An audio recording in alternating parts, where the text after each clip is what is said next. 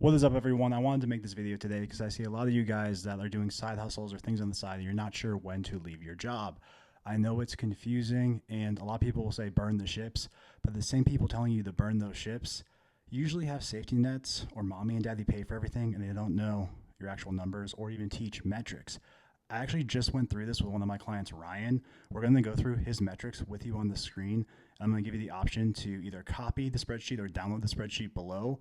What's going to happen in this video though is you'll be able to use these metrics to know when it's time for you to cut those golden handcuffs loose and go all in on your business. That's why I'm making these videos. We have two separate spreadsheets, one for recurring services and then one for monthly metrics. We're going to start with monthly. Recurring is way more advanced and what we teach in other programs, but a lot of you guys are doing one-off service-based businesses. So we're going to go through the average monthly metrics and the exact numbers my client Ryan had before we told him to cut his home health job and go all in on his cash pay practice. So let's get right into it.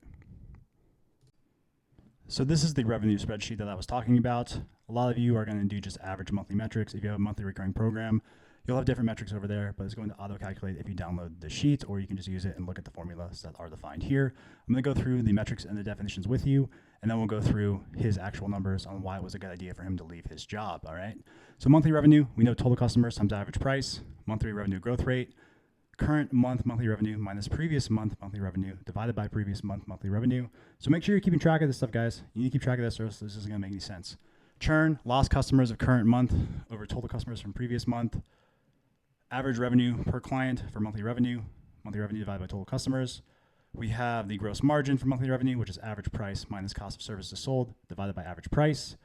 Monthly revenue lifetime value, 1 over churn times average price times gross margin. Customer acquisition cost is going to be marketing spend over new customers this month.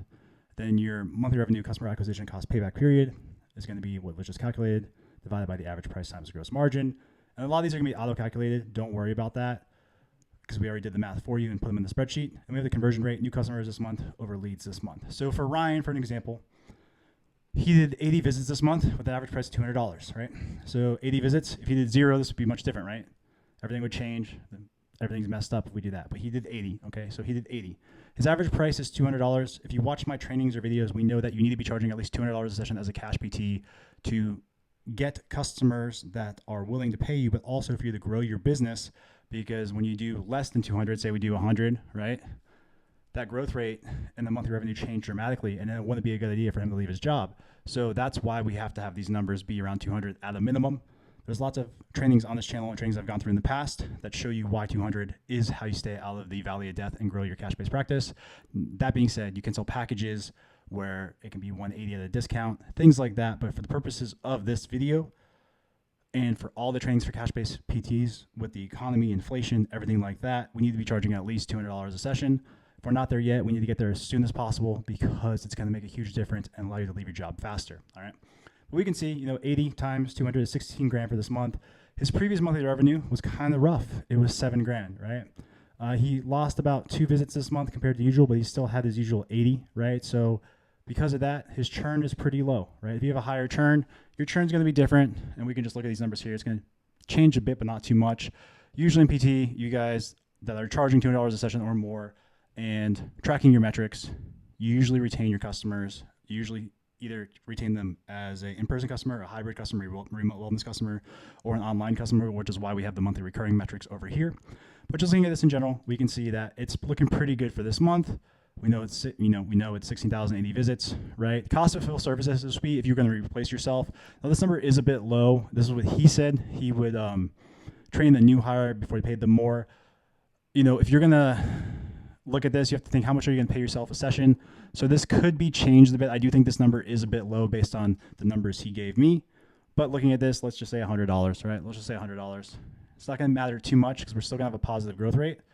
Our gross margin is still going to be 0.5. We had some numbers change there because realistically, if you want someone to replace you, you should probably be paying them at least $100 a session, especially in the cash-based practice, or you're going to be paying yourself for your time, your marketing, things like that. Now, marketing spend, he's not running ads or anything like that yet, but he is doing workshops. So because of that, let's say another $100 or so in workshops, right? Look at this, you'll see that changes over here, where now we have our customer acquisition cost is $16. We are payback period, we can pay it back pretty quickly. And then our conversion rate is going to be down here at the bottom, where new customers this month 6, leads this month 100. So he only converted 6 out of 100 leads. So that's why it's very, very low here. But the main point of this, though I changed some of his numbers, and you can play around this yourself, the main point is he has a positive growth rate. All right. So that's why we're like, okay, now's the time to leave your job, because with the positive growth rate, you know that you're growing in the right direction, right?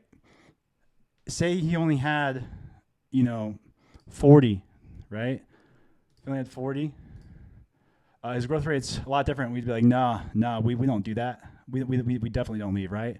But we go back to 80, right? We go back to that 80, and then it's that positive growth rate. So this positive growth rate above 1 means that you're in the right direction. Now, we usually recommend that you have a positive growth rate for 1 to 3 months before you actually leave and sink ships, because you're looking at the real numbers and the math doesn't lie, all right? The math doesn't lie.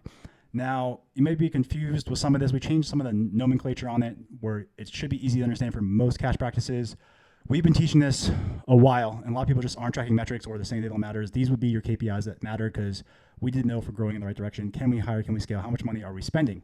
Right now, if you have some sort of monthly recurring revenue program, what you'll get in the spreadsheet what you're going to have to do is go to File, make a copy, and it'll be in your Google Drive.